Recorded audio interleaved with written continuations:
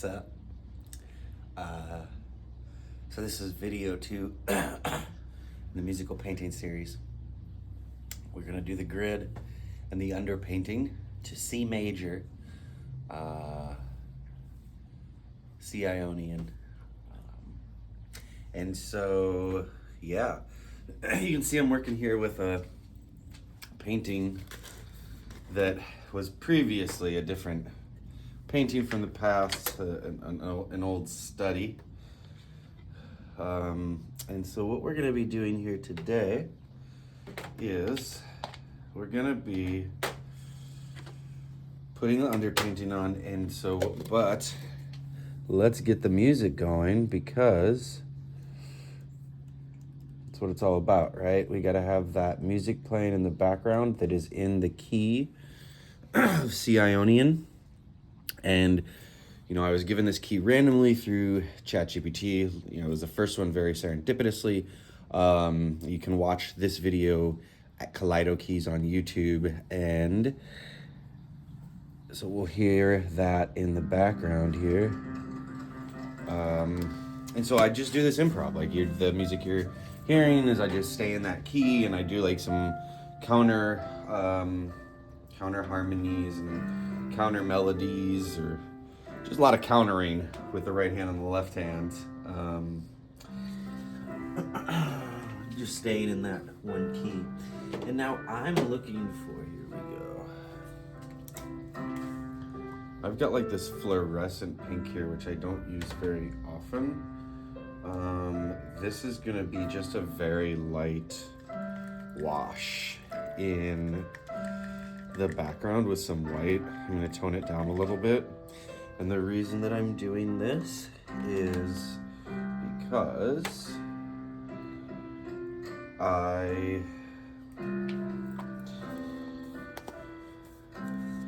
want the colors in the front, the colors that are going to be in the front of the painting, I want them to really pop. And so what I'm doing is I'm putting kind of like some, what is going to be the complementary color really to this. You know, and I've been listening to this a little bit here, this song, and it just really makes me think of, you know, we're gonna keep things pretty, like some pretty,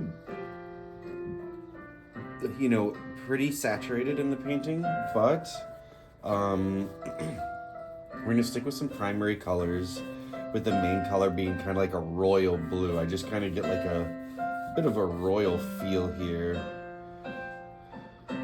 from the song. Not like a sad blue, but like a cool blue. And we'll work in some of the other primary colors here with C major, C Ionian being such a primary, or like the first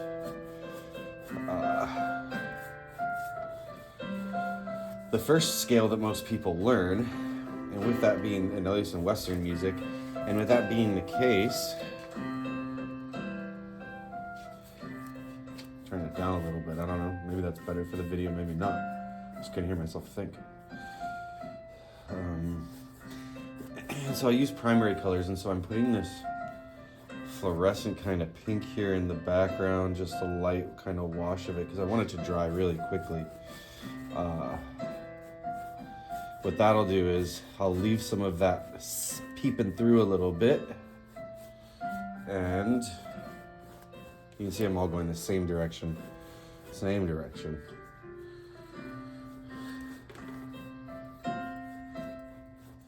For the underpainting, the same direction is good.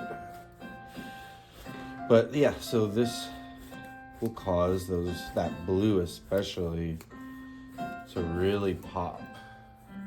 And that's where I want that focus to be, is on the blue in the painting. And so therefore, by adding this fluorescent underneath, you see there I went out of key a little bit, if you heard that in the background. It's gonna really cause that blue to come out.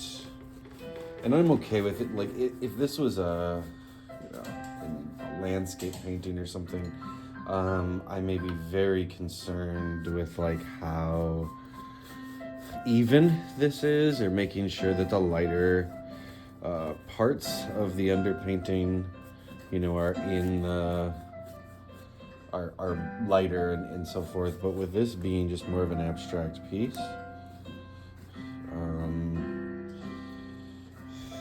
you know, I am okay with a lot of different variations in this underpainting. I'll give it some good quality. So we're just going all in the same direction. Okay. I like where this is headed. That's a good start. Now, for the next part, we do a little measuring, a little math, and I don't have a calculator today, so oh, I do kind of have a calculator. Oh, sweet. Yeah, hell yeah, I do have a calculator. That's important. That's mission critical. You're maybe asking yourself, why is a calculator mission critical? No ads, gotta block that. Unless I'm sponsored. It's probably a lie though, you're probably seeing a bunch of ads right now, who knows? But I mean, this is the paint I use, so I'll rep them. They're legit. Alright, give me 1 second, I'll be right back. I need a pencil. Be right back.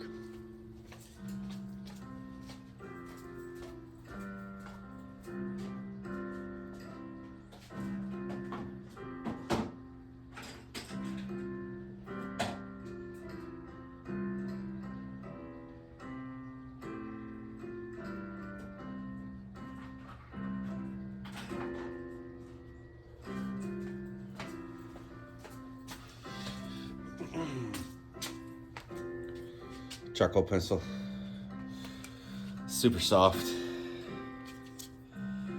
I don't want it too hard. Ooh.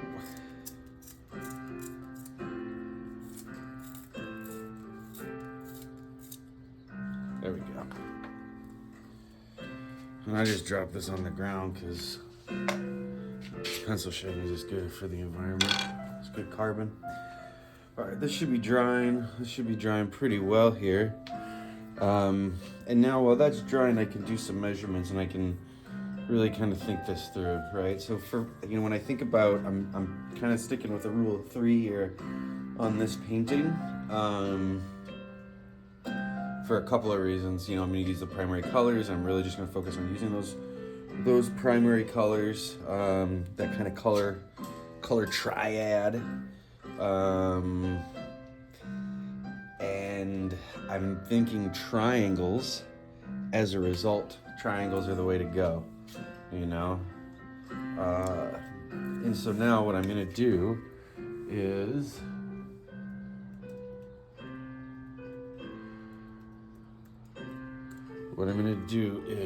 where is that? Okay, so this is a 14 by 11, or 11 by 14. And so what I'm going to do is I am going to figure out the golden ratio of that.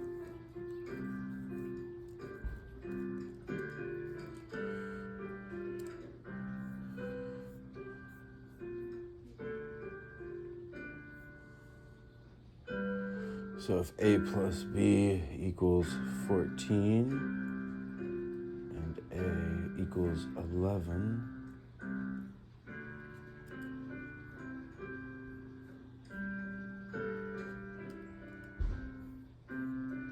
all right, so if this A plus B side, okay, is 14, then I want to go, I'm going 8.65, geez Louise. So 8 and what, 5/8 is going to be 62 and a half. So very close. So let's do 8 and 5. Ace. 8 is a quarter.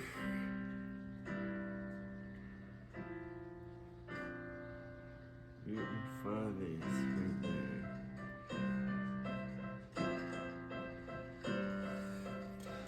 So this right here is gonna be the. So you split these sides into an A and a B.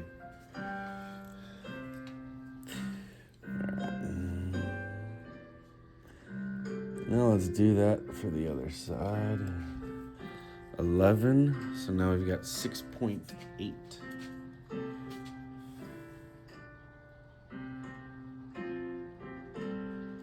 So 6 and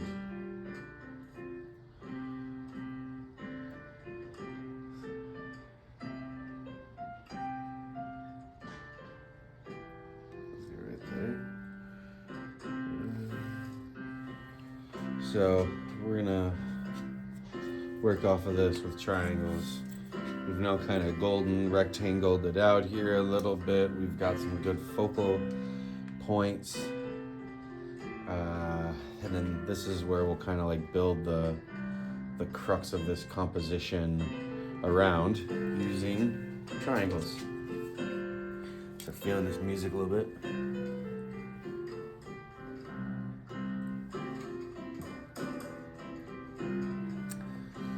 It's a seltzer. I'm not even drinking. Your seltzers.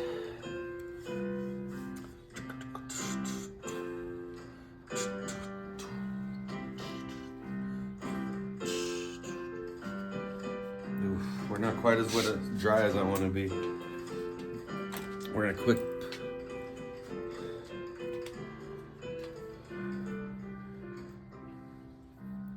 Just have to roll it. Not as dry as I want to be, but should have hit this with like a hair dryer or something next time. See something I don't want on my painting. Ooh, get this little brush hair out from my hair.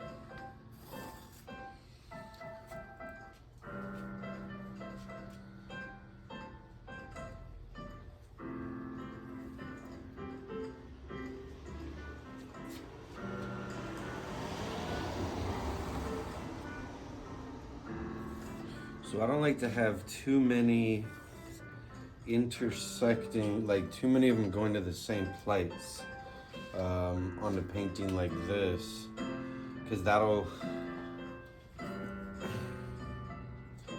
create a little bit more depth than I'm actually looking for, to be honest with you. If they all are at the same place and they're different tones, it'll make it seem like there's depth there that I may not be actually looking for in the painting.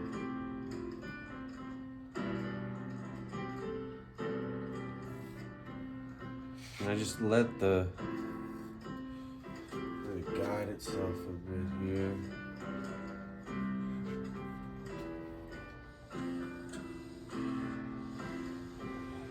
And I like this big triangle I have, but I may do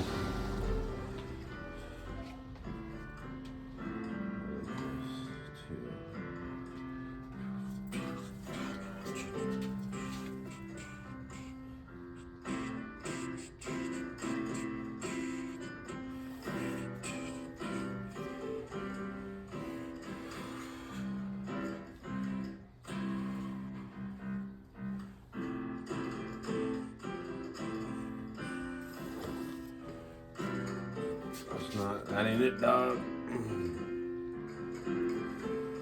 That ain't it at all.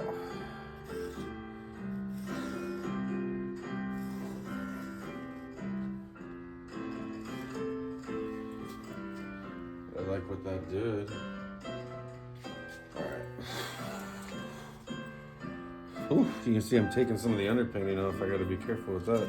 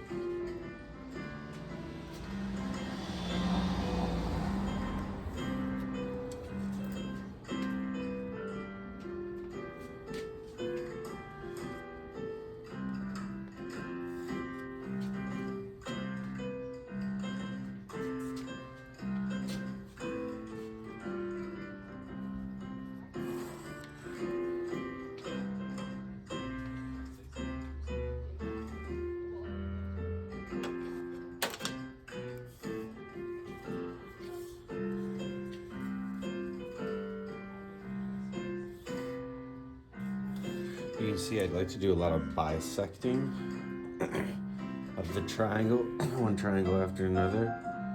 You can see I'm trying to stay true to these, some of these rectangles that I had built in. And so those rectangles will still be there, but there'll be a bunch of triangles creating that, which will be cool.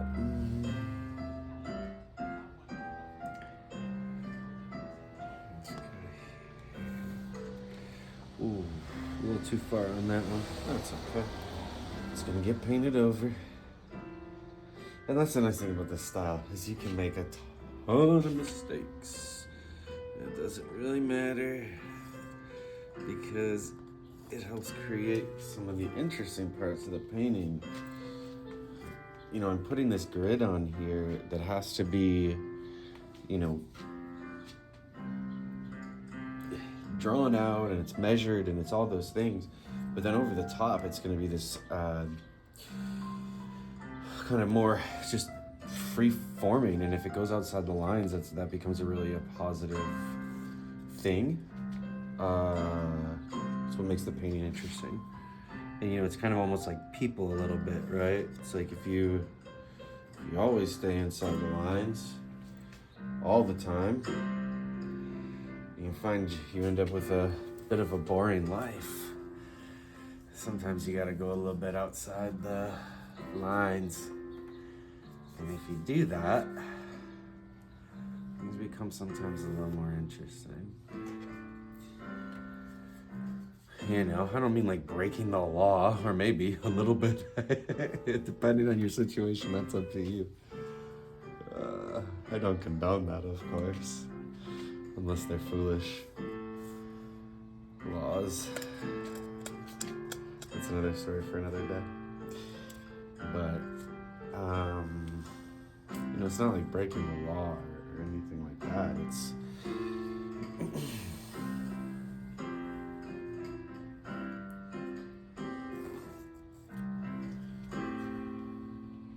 letting loose a little bit.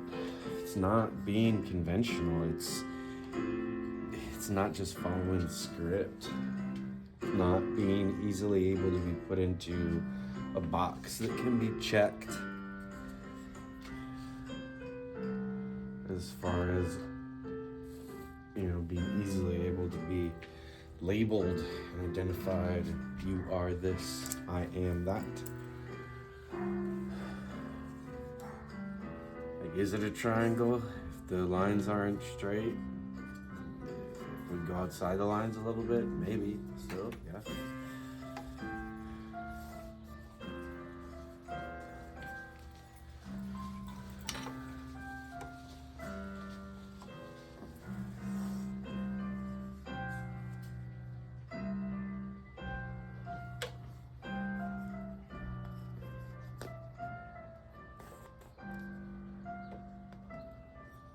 I think we're getting towards the end of the song. Picking up from the cues there, and we're getting then towards the end of the grid here as well, which is good. All right.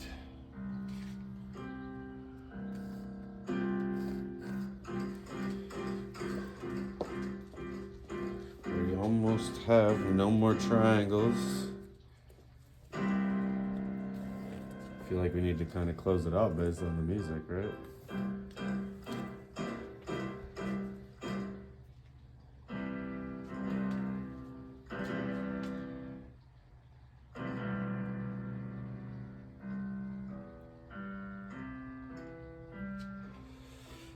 All right, so that's our grid for this painting.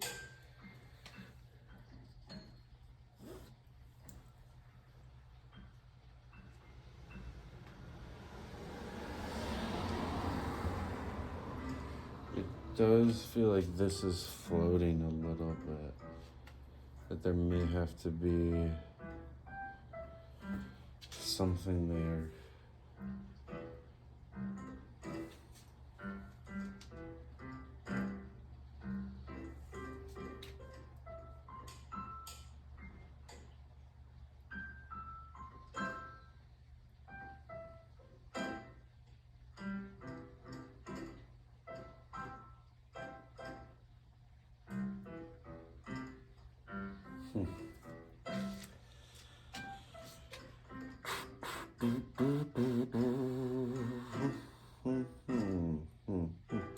We're thinking along with the music here, how to fix this kind of area of the paint. Like, I really like this part of the grid. It kind of almost creates like this mountain feel with like these foothills here, like a bird almost, your clouds and sky and such.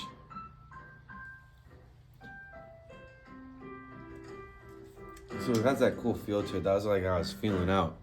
The music, feels like you're kind of climbing this mountain, going down the mountain, up and down the hills.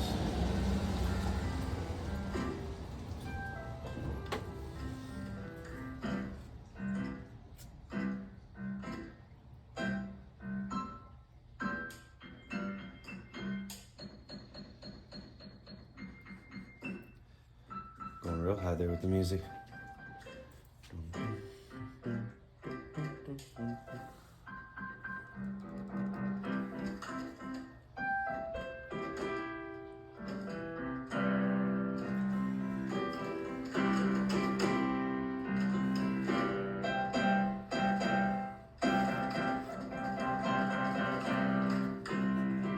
That might have been the move to help balance that out a bit here. It still feels like, doesn't it feel just like it's sitting in a weird space? Maybe I'm obsessing over it. Does that happen in other places? I guess it happens there similarly.